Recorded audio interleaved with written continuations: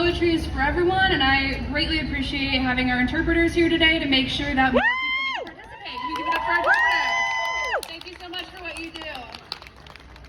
All right, my first piece is called My Very Best Friends Are Devils and Divas.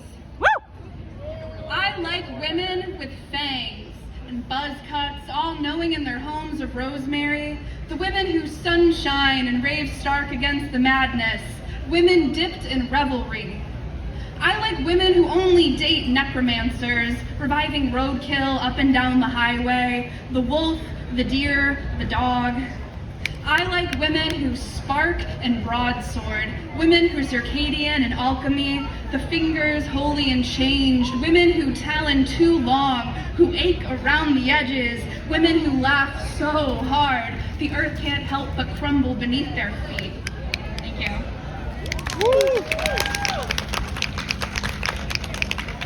All right, and this next piece is called Breaking Up with Sunshine. Your hair was violent yellow, black at the root on the day we met. We lingered after classes down campus sidewalks, asking about goals and plans and plants and how we can't keep any alive. The snow melted underneath your feet in these little shoed hot springs. We liked all the same music. We were both the second daughter, middle child. We both had mothers who tended backyard gardens, and we wished we were more like them. There are nights now when I stay up too late holding Polaroids of you dancing in Iowa City. Your eyes are closed, screaming, I want a heart tattoo. I remember how the room smelled like rum and beer and promise, and hands holding hands looped through belt hoops. We dyed your hair blue that morning.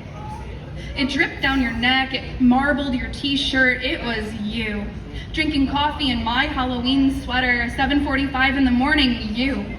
Haloed before sheets we tie-dyed orange and yellow and tacked up on the walls, you smudged eyeliner and my lipstick stuck to yours.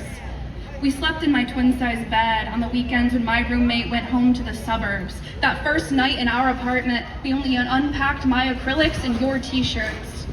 I painted you in the sunflower field, skin goldened in photosynthetic reaction, while you played guitar on your bed, you. So radiant. You freckled wonder, you constellation branded on the back of my eyelids, the canvas rests in my closet half finished. I can't listen to Girl Pool or smell the grass. We dyed your hair back to yellow. And I'm still figuring out how to say your name with a smile that does not crack and burble over. When we drove to Chicago to see your friends play at a bar, they snuck us in the back way, told me I was 21 enough. I sang along to all the songs until my throat bricked over, our bodies sweating synchronically. We held hands all the way home. We felt so possible, so honeyed. We were becoming human out of sunshine, and for the first time I understood why Icarus burned. You took the mattress and my knitted sweater when you left. You pocketed the unscrewed sun and my laptop charger. I couldn't remember how to sleep without your arms tangled through my hair, how to sleep instead of wondering if she knows to always hold your hand from the driver's seat. Does she kiss you at the red lights? Can she paint the tilt of your chin just right, memorize your favorite songs, how you like your coffee? Does she ever ask whose sweater you're wearing? Does her breath hitch in the back of her throat over how incredible it is to wake up next to you? Does she know how to put on sunscreen and face the music, petals first? I'm wondering why it was always me who had to bind branches. Water, budding ambition, wipe off the dew, say I'm sorry, ask the questions. Did I overbleach your roots? Who tends to the gardener? When evening came, could I have stopped the setting? How does ivy know how to grow up? I'm stuck trying to make the birds fly backwards. But I hope that your hair is still yellow. I hope that she knows how to open up the blinds and let you in. Thank you.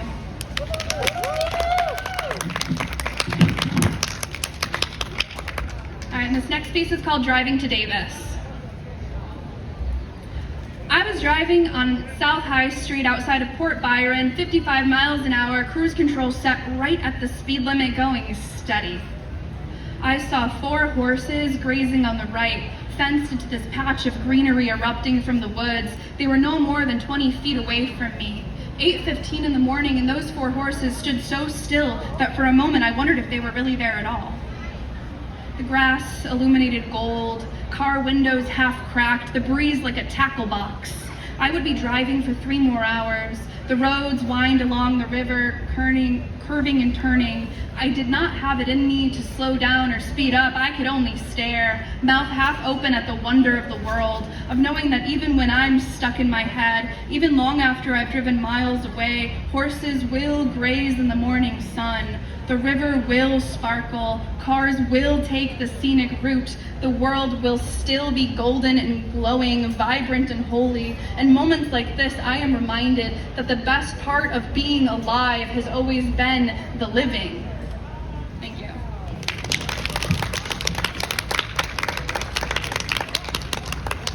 All right, thanks everyone. This is my very last piece. It's called To Do No Harm. To do no harm is to stare into the heart of the bleeding sumac, the tapped maples, the shedding pines and poplars, and wonder how much I am allowed to take with me. Am I allowed to swear? Okay. I spend my evenings litigating recycling in glass jars and vegan leather's moral intersection between not killing cows and that's just plastic.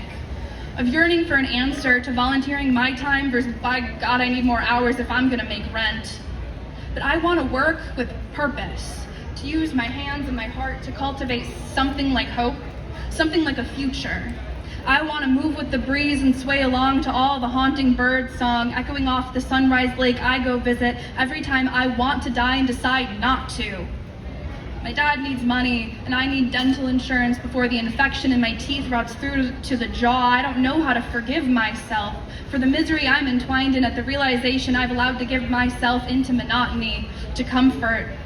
At the ways I work and sleep and eat and sit outside on my front porch with a copy of the latest You Just Have to Read This paperback, and I close my eyes, feel the warmth of the sun through my eyelids and smile.